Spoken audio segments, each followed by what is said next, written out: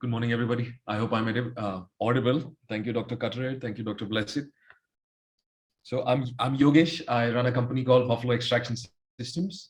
But for the African landscape, we've made a consortium of specialists, scientists, and professionals to help support the industry in the region and help throughout the value chain wherever we can chime in based on expertise, training, courses, extraction technologies, and help with cultivation.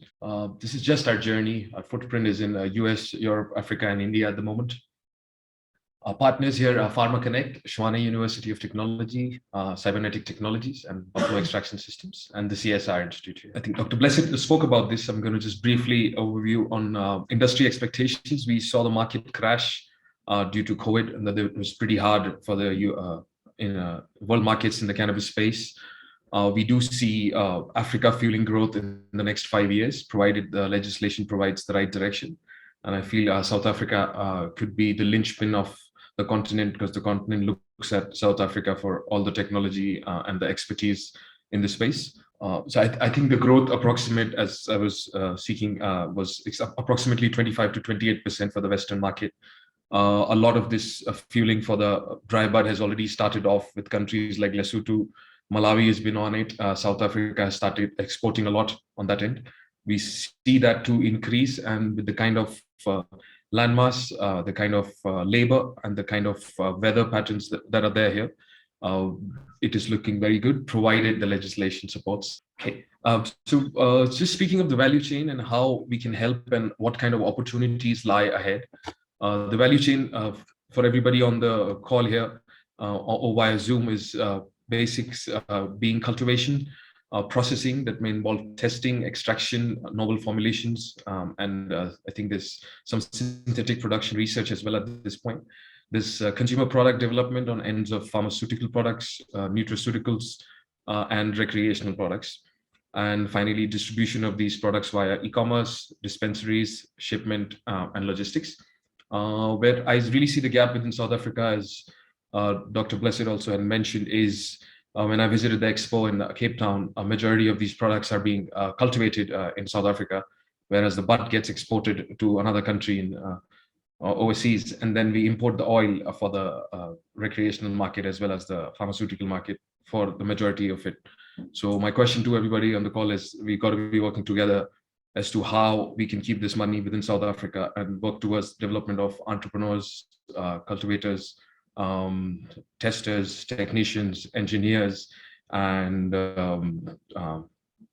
lifestyle brands in the region. So that's something to be really thought about by everybody as to how they would be entering the value chain and how they can make sure that a lot of these expertise are used within, and we look towards becoming a more inclusive, sustainable, and a conscious industry in the region. There is a lot of mistakes done by the first wave of cannabis. We may think that the first movers are the smartest, but they make the biggest mistakes. We want to make sure that we don't make those mistakes on lines of over leveraging capex on bigger projects, making sure that we don't commoditize the final product in a way that the market becomes way too competitive, or there is an oversupply of products there. So I think organic, sustainable, and a conscious growth, looking at the industry as a whole, where South Africa is a very there's a very bright light at the end of the tunnel, and I hope it gets there in due time. Opportunities that lie ahead in the region, I'm just going to speak from a layman's standpoint, is on research and development, as Dr. Katere has mentioned, and CSIR, Shwana University of Technology, the University at Stellenbosch, University of Pretoria. I hear all of these institutions coming around in South Africa and working towards it. Cultivation, consulting, and seed provisioning is a major player, where all these indigenous cultivars from the region are being collected by startups in the region and being researched upon to see what's scalable, being tested upon, and at the same time, the yield and the cannabinoid content based on the crop that comes out is necessary. Product formulation is a major piece, where there has to be constant know-how as to what new products lie ahead. What I've seen personally is, I'm going to use the example of the lifestyle businesses, because I've seen that's majority of the world following lifestyle businesses in the cannabis space, that the process of dispensation is a tincture. like for a lifestyle business and for the cannabis space, we are dispensing the product or using a tincture, and that's majority of the business. We recently have gummies and thermodermal packs, but there got to be a lot of innovation on the side of product development as to how the final product is dispensed to the consumer, and there is lack of product design in that. So I think this is for entrepreneurs who are in the design space to really start focusing on as to how we can think of innovative ways in the industry to cater to our target market and develop new products of dispensing cannabis goods from a recreational as well as from a medicinal standpoint. Another good opportunity is contract manufacturing. It's not legal in South Africa yet, but what I see in countries like the US, Canada, Thailand recently, and a bit in Lesotho, where they are doing some level of contract extraction, which I heard of yesterday. I think hubs that we have in place are under construction, like the CSIR has one, would be the linchpin leading the growth in the industry. And I think the industry to come together to these institutions for help within the value chain, where they can test their product first on a contract basis before they do a capex, is a good way to look at it if we have such good institutions supporting them. So that's development of these hubs across the country will lead the effort in an organic way, as opposed to just going high capex and building the 10,000 square meter facilities right up. So for entrepreneurs who are looking to, even at a smaller scale, it's prudent for them to come to your central institutes and test your products and get your value propositions and your minimum viable products out there, litmus tested into international or domestic markets before pressing the pedal.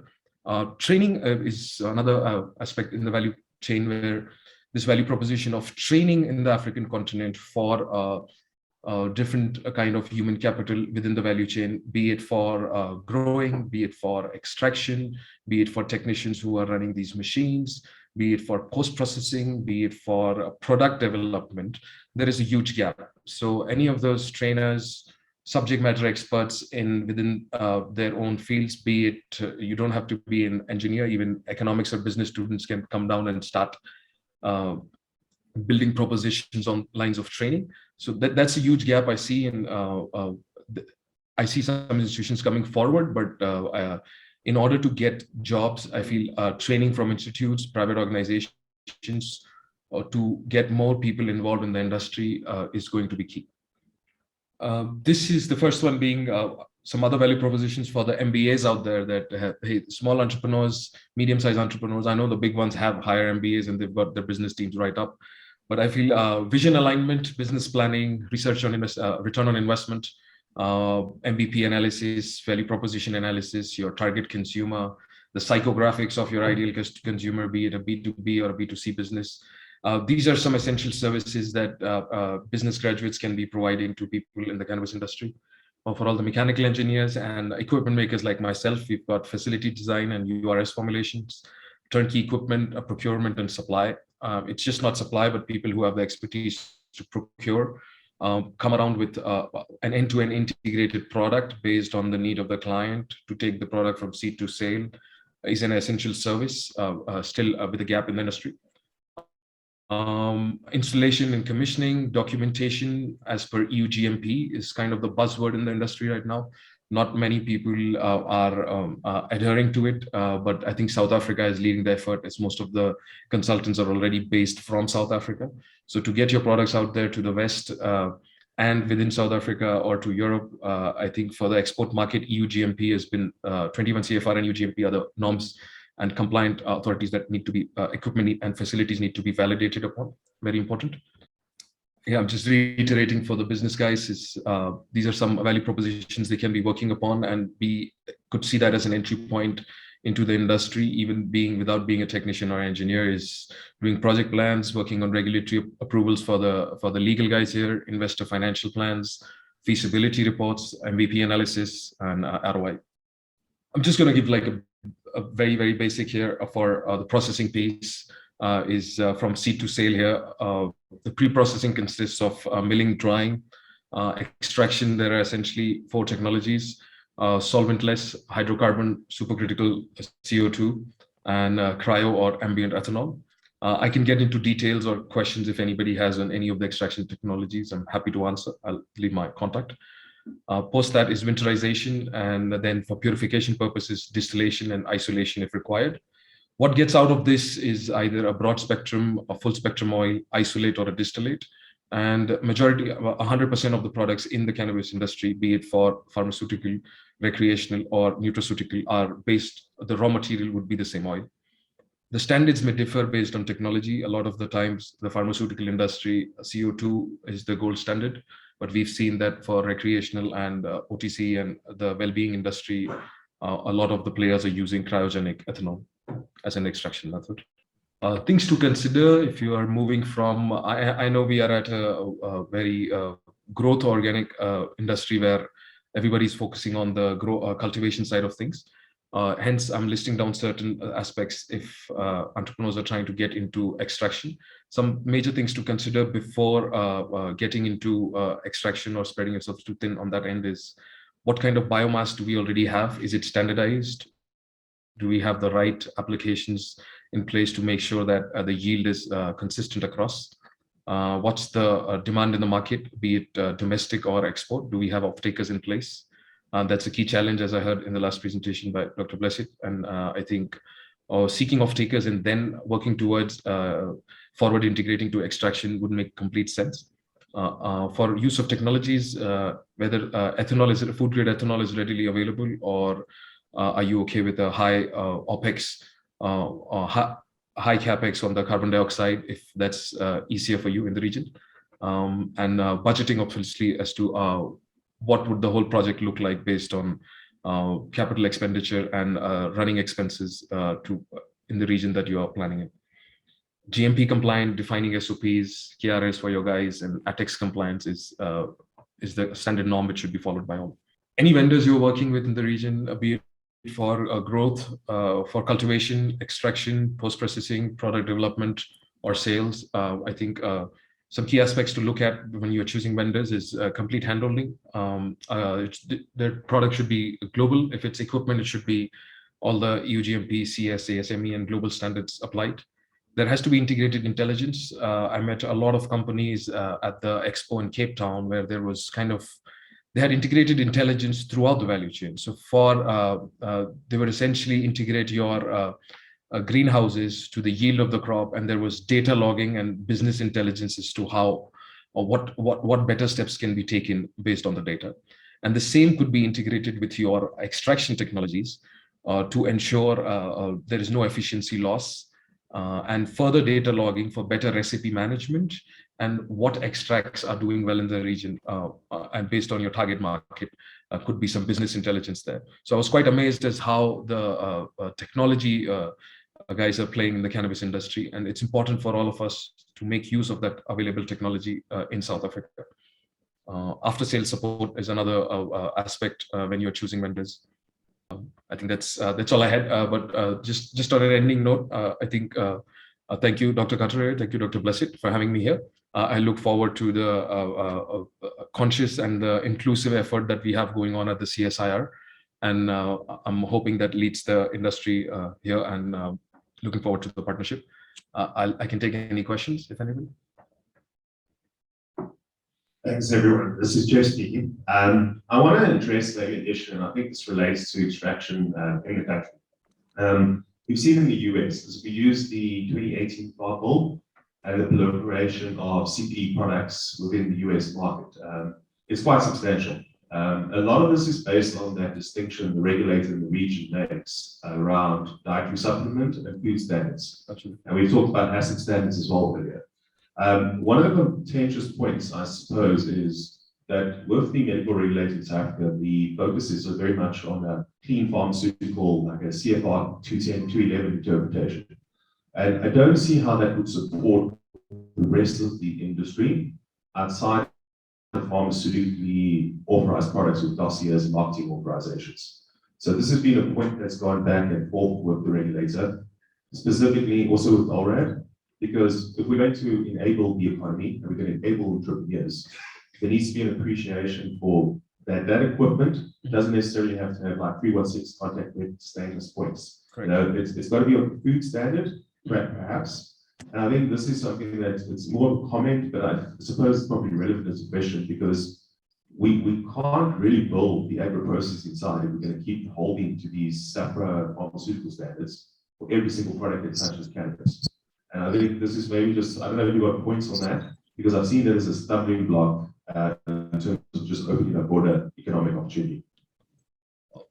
Thank you, Jeff. No, I totally agree. I wouldn't be able to comment on how SAPRA looks at it. But from an EU GMP standpoint, I know sometimes that if we are hell-bent on certain standards, the capex of the project will also go up. And that's a big hindrance for small entrepreneurs to get into the game as well. And we are talking not low capex, up to a 30% higher than what they would usually spend. And not to mention that the standards are so high sometimes with all of these norms, as you mentioned, that even for the bigger players, it gets a little tough towards the end to comply. So I think how SAPRA or how South Africa should look at it is based on the consumer base they have at the moment, and making sure that there is a balance between the two, making sure that there is a balance between what we are trying to attain from a regulatory standpoint and what the industry really needs. We don't want one superseding the other and leading to a correction that leads to some people not being able to enter the industry. And I think that's the biggest drawback that could come out of it. But I wouldn't be able to comment much on SAPRA. So, any other questions? So the thing that strikes me is that, you know, when you look at the tobacco industry, it's probably one of the dirtiest there is. You know, they put pesticide, chemicals in it, but nobody actually regulates it. And then we say, okay, we want to grow cannabis even for recreational, and we are still applying, you know, these extremely high, out of this world standards. Yeah, even maize, you know, we eat it. We're eating pulp all the time. But have you ever been visited by SAPRA to say, what chemicals have you put in here? You know, so yeah, I mean, I support regulation, but sometimes you also tend to have over-regulation, which then stifles the market. Okay, I'm just going to pick up on any questions online.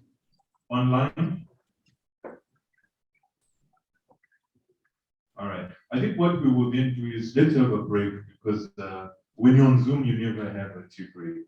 Yeah. But so we're going to have a little networking break. So let's maybe do, it's 20 past now. So if 50 minutes is fine. Okay.